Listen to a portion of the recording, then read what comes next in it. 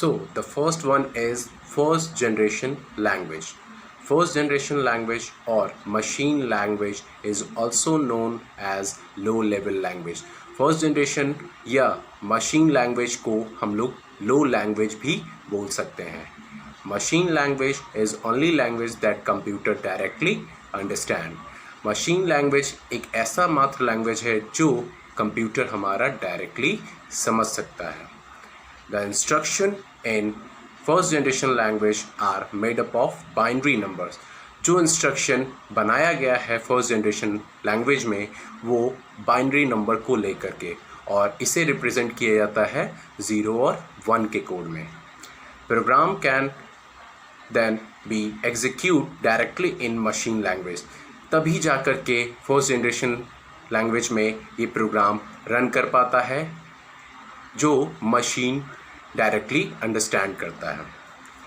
सो अब हम देखेंगे. So we see advantages and disadvantages of machine language. First is advantages. Machine code can run very fast and efficient since the instructions are executed directly by the CPU. Machine code बहुत तेज़ी से इस पे work कर सकता है efficient वे में, और ये इंस्ट्रक्शन डायरेक्टली एग्जीक्यूट हमारा CPU करता है. सो दूसरा इसका एडवांटेजेस है इट यूटिलाइज लेस मेमोरी. ये बहुत ही कम मेमोरी से यूज़ होता है.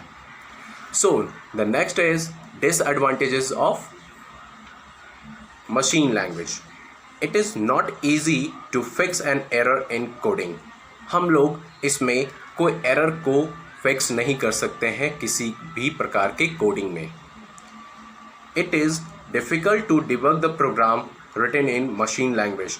अगर कोई प्रोग्राम मशीन लैंग्वेज में लिखा गया है तो उसे हम लोग सुधार करेक्ट नहीं कर सकते.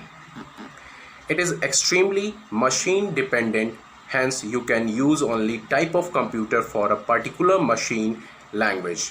ये एक एक्सट्रीमली मशीन डिपेंडेंट लैंग्वेज है जो सिर्फ मशीन ही समझ सकता है और कोई समझ नहीं सकता. इसके लिए सिर्फ ऐसे मशीन की ज़रूरत होती है जो ये प्रोग्राम को समझ सके. So this is the first generation language. The next one is second generation language.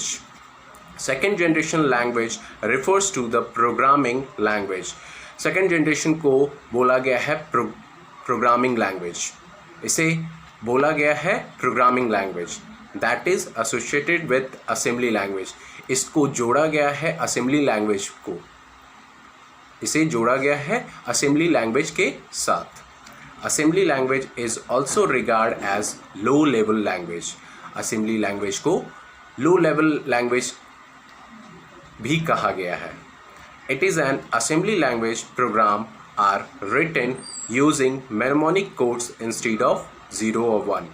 Assembly language को बनाया गया है, लिखा गया है मेमोनिक कोड को यूज़ करते हुए in the behalf of binary numbers. In the behalf of binary numbers यानी बाइनरी नंबर्स के बिहाफ में जो 0 1 हम लोग इस्तेमाल करते थे फर्स्ट जनरेशन में, सेकंड जनरेशन में उसके बिहाफ में हम लोग मेमोनिक कोड्स इस्तेमाल करते हैं जो हमारे प्रोग्रामिंग में बहुत ही आसान होते हैं. Mnemonic code include English words and letters which human can easily understand.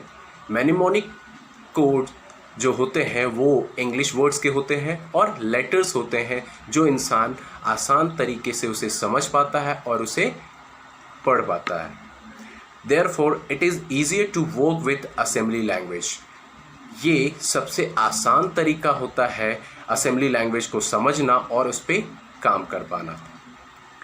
The development of assembly language was the first step towards the evolution of programming language. ये पहला ऐसा कदम था प्रोग्रामिंग लैंग्वेज में जो असेंबली लैंग्वेज को आगे आने को मौका मिला. Mnemonic codes are similar to abbreviations which help in remembering the original words or concept. Mnemonics ऐसे कुछ एब्रिविएशन यूज़ किया है अपने प्रोग्रामिंग के दौरान जो लोगों को समझ में आ सके. जैसे यहाँ पे